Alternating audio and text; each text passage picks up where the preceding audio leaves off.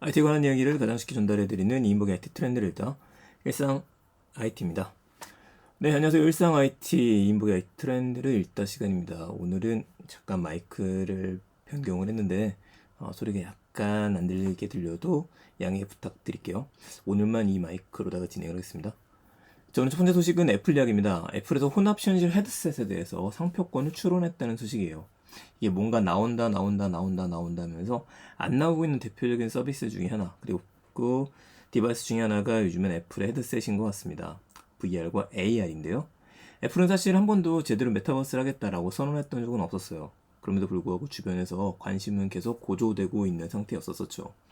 자, 올해 초에는 이사회에서 샘플 제품을 시연했던 걸로 알려졌습니다. 드디어 나온다 라는 이야기 했었었는데 거의 1년이 다 돼가는 동안에 따로 나오진 않았어요.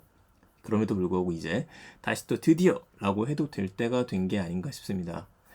애플이 증강현실에서 쓴 OS가 어떤 이름일 것이냐 라는 의견이 분분했었고, 올해 초 같은 경우에는 리얼리티가 될 것 같다 라는 얘기가 있었는데 오늘 정해진 것 같습니다. 왜냐면 애플의 관련 기업 중에서 이머시스 헬스 솔루션이라는 곳이 있어요. 여기서 리얼리티라는 용어를 쓰는 복수의 상표를 출원했다라고 이야기를 하네요.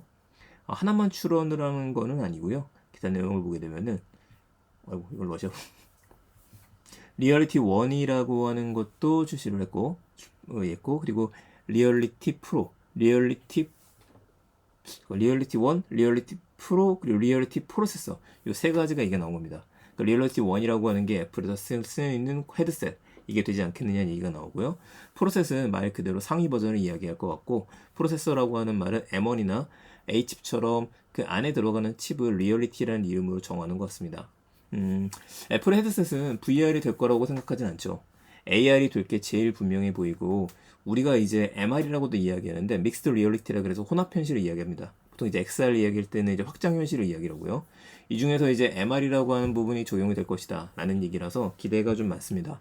사실 MR이 제대로 구현되는 현재까지 기기라고 한다면 마이크로소프트의 홀로렌즈 정도로 생각할 수는 있는데, 홀로렌즈 같은 경우에도 뭐 그렇게 100% 완벽하다라고 볼 수는 없을 것 같아요. 무엇보다도 대중화되기에는 어려운 가격과 또 이제 너무 크고 이런 것들을 갖고 있기 때문이겠죠. 애플의 사람들이 제일 많이 기대하는 건 역시 디자인이 될 것 같습니다. 실제 안경처럼 쓸 수 있는 디자인이 나오지 않겠느냐라는 기대도 있는데, 글쎄요, 애플이 아무리 외계인을 고문해서 만들다고 하더라도 이번에 첫 번째 제품부터 그렇게까지 패셔너블한 제품은 못 나오지 않을까라는 생각이 듭니다. 그렇다고 해서 투박한 제품이 나오게 되면은 이게 애플 이상해졌는데? 라는 소식을 들을 테니까 애플은 더 많은 걱정을 할 것 같아요. 자, 어쨌든 언제 나오는 거냐? 내년 봄이 유력시 되고 있고요. 그럼에도 불구하고 우리 다음 주에 또 행사가 있죠. 그 행사 쓱 한번 리얼리티 OS를 소개합니다 라는 얘기가 나오게 되면 주가가 또 수익 상승하는 계기가 되지 않을까? 그 생각 한번 해보게 됩니다. 같이 기대하면서 보시죠. 자, 두 번째 얘기는 쌍용차입니다. 쌍용차의 주인이 결정됐어요. 그동안에 소문이 무성했었는데 KG그룹이 인수하게 되었습니다. 쌍용차 같은 경우에는 좀 굴곡이 많았던 회사라고 할 수 있을 것 같아요. 대우그룹에서 상하이 자동차에서 인도의 마인드라 그룹이라든지 이렇게 계속 주인이 바뀌었었죠. 2020년도에는 법정 관리까지 들어갔었고, 2021년에는 에디슨 모터스가 우선 협상 대상자로 선정이 되었었습니다. 그리고 계약이 쭉 진행이 되다가 결렬되게 된 거예요. 이것 때문에 쌍방울 그룹하고 KG그룹 둘이 대립을 하다가 KG그룹 인수로다가 마무리가 된 겁니다. 이제 쌍용차 같은 경우에는 그 걱정했던 것들을 덜 수 있게 됐기 때문에 달리기만 하면 되거든요. 그렇기 때문인지 좋은 일들이 많았으면 좋겠다는 생각이 들고요. 신차 토레스도 제대로 생산할 수 있게 되고, 아무래도 저희 채널 또 IT 이야기를 하고 있다 보니까 쌍용차의 전기차 이모션 시리즈가 제대로 좀 자리 잡을 수 있지 않을까라는 생각을 해봅니다. 이모션 시리즈는 참 아쉬운 제품이에요. 한 1년 전쯤에 나왔으면 좋겠다는 생각이 들긴 합니다. 왜냐면 지금은 현대도 그렇고 이 GMP부터 시작해서 그 별도의 전기차가 달릴 수 있는 걸 만들고 난 다음에 전기차에 해당하는 프레임을 만들고 나서 거기 위에서 이제 전기차를 구동을 하는데, 이모션 같은 경우에는 기존에 있는 쌍용 코란도 이거 그대로 해서 드러내고 전기차 형식으로 바꿨기 때문에 요즘에 이게 전기차다 라고 보는 것들은 약간의 차이는 또 있어 보입니다. 정통 USB 스타일을, 그래서 SUV 스타일을 강조를 하는 것 같고요. 재밌는 거죠. 스마트 터치 패널이더라고요. 여기 탁 터치하고 난 다음에 입력하게 되면 문이 열리는 이런 것도 있고, 어댑티브 크루즈도 써보셨던 분들 같은 경우에는 굉장히 좋다라는 이야기를 하고 있는데, 역시 약간 아쉬운 건 이제 프렁크죠.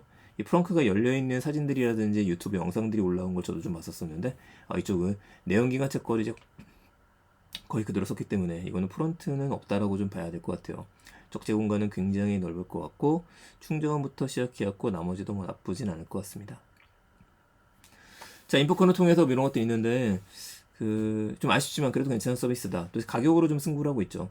이제 가격이 제가 기억하기에는 사용자 이모션이 코란도 이모션의 가격이 그쵸, 4천만 원 정도. E3가 4천만 원 정도이고 E5가 4,590만 원 정도인데 이 금액을 대충 계산하게 되면은 3천만 원대? 3천만 원 초반? 아니면 2천만 원 후반? 이 정도까지 구매를 할 수 있다 보니까 그래서 저렴하다는 이야기를 듣는 것 같습니다. 조금 아쉬운 거는 이 배터리탓의 생산 차질 이런 얘기 나오는 정도로 배터리를 좀 구하는 것들도 어려웠었던 것 같고요. 여러 가지 부침이 좀 있었던 것 같습니다. 이번에 부활했으면 좋겠고요. 함께 기다리면서 그래도 국내 자동차니까 더 기대하며 박수치며 보도록 하죠. 근데 케이지에서 인수한 게 좀 신기하긴 하죠. 근데 신기하게 안 봐도 되는 게 케이지가 원래 그룹 차원에서 이것저것 회사 많이 인수합니다. 굉장히 덩치를 불리고 있는 회사라서 이번에 이 인수를 통해서도 물류 쪽도 마찬가지로 그에 관련된 것들을 신경 쓰는 게 아닌가라는 신경과 하나 그리고 더불어서 미래를 향해서 준비하는 먹거리도 낙점을 한 것 같다. 이렇게 보는 게 오히려 맞을 수 있겠네요.